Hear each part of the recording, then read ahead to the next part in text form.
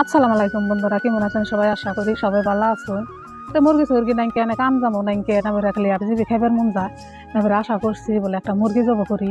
মুরগিও রাখছি, তোমার মেলারি মুরগি রাখছি, 7টা মুরগি রাখছি। মুরগি আইতে আইতে দেরি হবো, সেই জন্য আশা করছি একটা মুরগি জব করি। হুদা ভাত খাইতে খেতে খাইবার মন যান না, কইতেছি কোনটা জব করুম দিশা পাবেন নিকে। মুরগিগুলো বড় বড় ভালো হয়েছে, এখানে একটা দৌড় ধরে নিয়ে তারপরে জব করুম। ধরন জানাই যাইছি বোগালে খালি মুরগুলো মুড়াইতেছে, গরু নম্বরে জানিছে এইটাই গরুমো। এখানে বন্ধুরা আমি ধরছি, এইটাই ধরে হেনে জব করুন। জব করে হবো 4 কেজি না কালো হবো, বড় বড় হয়েছে এখানে। এখানে আর বলে কয় কট খুরি নাকি জানি কয়, ওখানে নামে তো কই আহিন নে সেখানে করতে বলে এখানে ভালোই বড় হয়েছে, 4 কেজি হবো। তোমরা ফাইনালি জব টব করা হয়ে গেল। এখানে যে গরম পানির মধ্যে ভিজিয়ে নিছে, তার মানে চামড়াটা ফালি দিলে সাপ না জানা, সেই জন্য থেকে পানিটা গরম করে নিলে চামড়া শুনতে টানলে ভালো লাগে। সেই জন্য আমি গরম পানি করে নিছি। গরম পানি করে তার মানে গালা চাওলা কিছুই নাই, বিদেশ বাড়িয়ে কি করবো, এবারে যে সব সময় গরম পানি করে নিছি।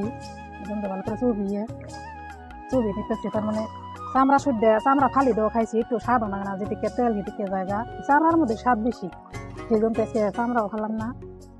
চামড়া ভালো করে গরম পানি দিয়ে করে ভিজে নেবো, পেছনে একটু আরাম হবো। তারপরে থৈর মধ্যে ফালিয়ে তারপর কি করবো, তারপর ওই যে গ্যাসের মধ্যে ভালো করে যা একটু ফেসটা মিষ্টা ফুট থাকবো, ওখানে পুরে হালাইলে আর কিছু থাকবো না, খটখটা হয়ে যাবে, একবারে ভালো লাগবো, তেল তেলা হয়ে যাবো গা।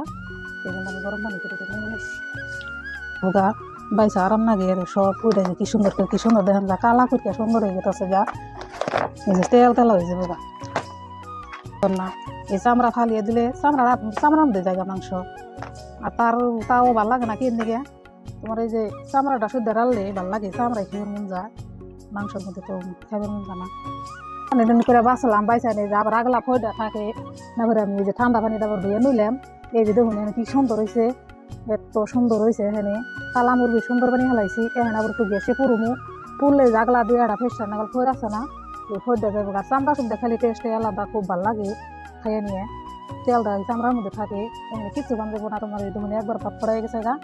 এখানে খালি ওই যে ফেসটার নাগাল দুই একটা যে আছে, ওখানে একটু পুরা দিলে আর একটু ভালো হবো। চামড়াটা শুদ্ধ ফুললে ভালো লাগে খেয়ে নিয়ে, সেই জন্য পুরা একটু বাসনা দেওয়া আহে না করে। আমি এই যে এবার ঠান্ডা কিন্তু দিয়ে নিলাম। এই ভিডিওটা ভালো লাগলে অবশ্যই একটা লাইক করবেন, শেয়ার করবেন, আমার নতুন চ্যানেল সাবস্ক্রাইব করবেন। তারপর আমার সব মাংস টাংস সব ই করে কুড়া মোড়া হয়ে গেছে গা। এখানে আমি ময় মশলা যা যা না দিই মাংসের মধ্যে সব পূর্ণ জিনিস দিছি, দিয়ে আমি এইভাবে করে মাহিবার নিছি। এইভাবে করে মাংস একদিন মাহিয়া ভালো করে 10 মিনিট দেখে থুয়ে সেটা মাংসটা সরিয়ে দিবেন।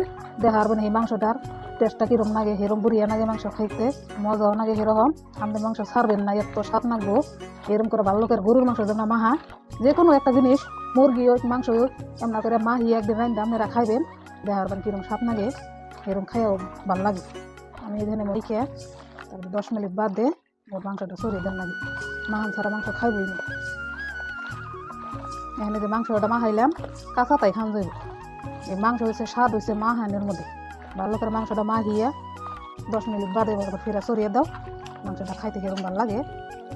আমি এখানে মধ্যে ভালো করে রাখুমো, একটু পানি দিয়ে নই, হাতটা ভালো করে ধুয়ে নই। তোমার মশলা টসলা সব বসছে, এখানে ওরা ঢেকে দিল, ঢেকে দিয়ে এই যেটা দিয়ে চাপ দিয়ে তুমো, মানে হাওয়া বাতাসটা যেন ঢুকে না। তো ফাইনালি বন্ধুরা আমার সবজি টবজি সব হয়ে গেছে গা। এখানে যে রাঁধছি, এখানে যে নামাইছি, নামিয়ে থালিতে বাড়তাছি। যেমন সবজির কালারটা কি সুন্দর হয়ে গেছে গা, এটা খালি চিক নইছে, তেল খালি উপরে বাসপান নইছে। এই সালাদ বানাইছি, এখানে সালাদ দিয়ে মাংস দিয়ে ভাত দিয়ে খাওয়া হবো।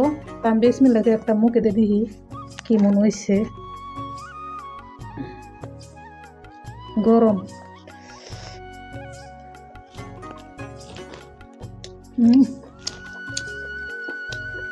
খুব স্বাদ হয়েছে।